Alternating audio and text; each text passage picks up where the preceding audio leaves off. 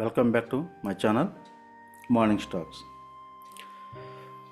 ఇవాళ నుంచి ఏంటంటే రేపు స్టాక్స్ అనేవి ఈరోజు చెప్తానండి.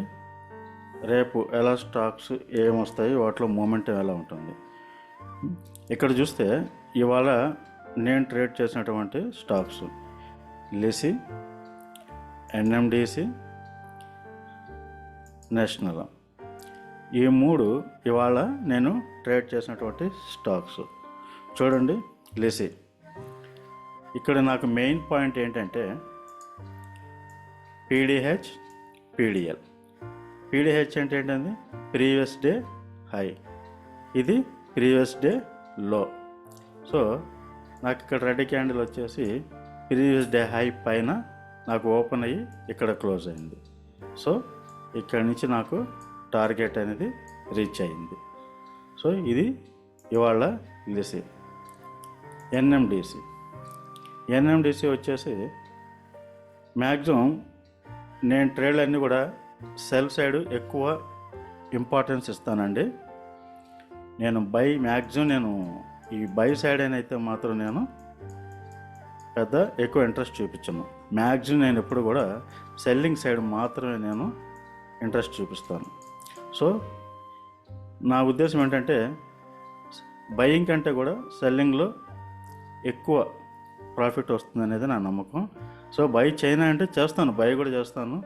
బై కూడా మనకు ఈ పీడిహెచ్ పైన కానీ గ్రీన్ క్యాండిల్ ఓపెన్ అయ్యి పీడిహెచ్ పైన కానీ క్లోజ్ అయితే మన యొక్క స్ట్రాటజీ ప్రకారం కానీ బై చేయొచ్చు అనుకుంటే నేను బై చేస్తాను. అది. సో స్టాక్స్ అయితే ఇవేనండి.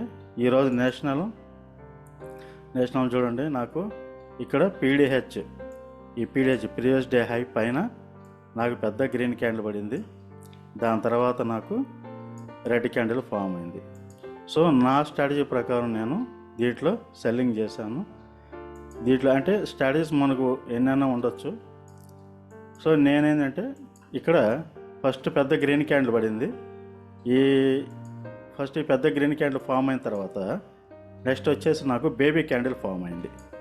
ఈ బేబీ క్యాండిల్ సపోర్ట్ చేస్తూ ఒక సపోర్ట్ క్యాండిల్ కూడా వచ్చింది. సో దీన్ని మనం బేరిష్ హరామీ అంటాం. ఈ బేరిష్ హరామీలో మదర్ బేబీ క్యాండిల్, ఇది mother baby candle. So mother baby క్యాండిల్లో ఇది బేబీ క్యాండిల్, ఇది రెడ్ క్యాండిల్ బేబీ క్యాండిల్. ఈ బేబీ క్యాండిల్ సపోర్ట్ చేస్తూ నాకు సపోర్టింగ్ క్యాండిల్ అనేది వచ్చింది. సో మనం ఇక్కడ సెల్ చేస్తాం, ఈ పార్ట్లో సెల్ చేస్తాం. మన టార్గెట్లు వచ్చేసి ఫస్ట్ అండ్ సెకండ్ టార్గెట్ మనకు హిట్ అయింది. సో ఇవాళ మనకు మంచి పర్ఫార్మెన్స్ ఇచ్చింది. సో ఇవి ఇవాళ ట్రేడ్ అయిపోయిన స్టాక్స్ ఇవి. సో ఇవి ట్రేడ్ అయిపోయిన స్టాక్స్. రేపు వచ్చేసి ఐఆర్సిటీసీ వచ్చేసి రేపు నేనేం చేస్తానంటే ఫస్ట్ మనకు previous day high and previous day లో మార్క్ చేసుకుంటాం అనమాట. ఇలా previous day high previous day లో మార్క్ చేసుకుంటాం. సో క్యాండిల్ ఫామ్ అయ్యే విధానాన్ని బట్టి చూడండి, ఐఆర్సిటీసీ తర్వాత ఇక్కడ లిండే ఇండియా అన్నిట్లో కూడా హై అండ్ లో మార్క్ చేస్తాను.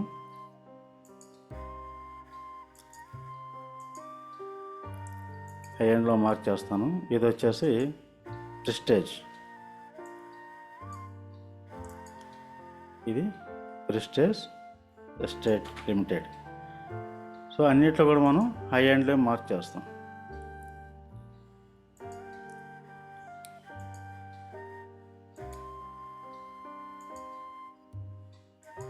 మనం బై చేయాలన్నా సెల్ చేయాలన్నా ఈ previous day high previous day లో ఈ రెండు కూడా మనకు చాలా ఇంపార్టెంట్ లెవెల్స్ అన్నమాట. సో రేపు ట్రేడ్ స్టాక్స్ అయితే అట్లీస్ట్ మనం ఏ స్ట్రాటజీ నేర్చుకున్నా మన స్ట్రాటజీ ప్రకారం ఈ స్టాక్లో మనకు బై ఛాన్స్ కానీ సెల్ ఛాన్స్ కానీ వస్తే డెఫినెట్గా మనం ట్రేడ్ చేస్తాం. ఇన్ కేస్ ఛాన్స్ రాకపోతే మన క్యాపిటల్ కాపాడుకోవడం కూడా ఒక ప్రాఫిటే.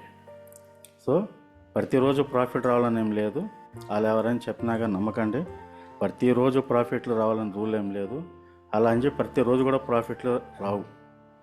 సో కాకపోతే మనం సబ్జెక్టు నేర్చుకుంటే మనకు మ్యాక్సిమం 30 30 డేస్లో మనకు 20 ట్రేడింగ్ వర్కింగ్ డేస్ ఉంటాయి కాబట్టి మ్యాక్సిమం మనకు 5 డేస్ మనకు లాస్ వచ్చినా కానీ 15 డేస్ ప్రాఫిట్లో ఉండేటట్టు మనకు స్ట్రాటజీస్ తెలిసి ఉండాలి.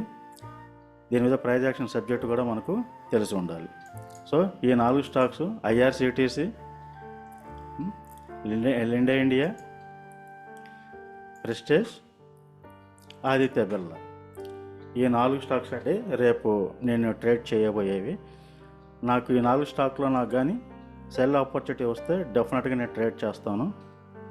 సో మీరు ఎవరన్నా మీకు మంచి స్ట్రాటజీ తెలిసి ఉంటే ఈ 4 స్టాక్స్లో మీకు ఆపర్చునిటీ వస్తుందేమో చూడండి. రేపు ఆపర్చునిటీ వచ్చిందా లేదనేది నేను రేపటి మళ్ళీ వీడియో రికార్డులో నేను చూపిస్తాను ఇది. ఓకే.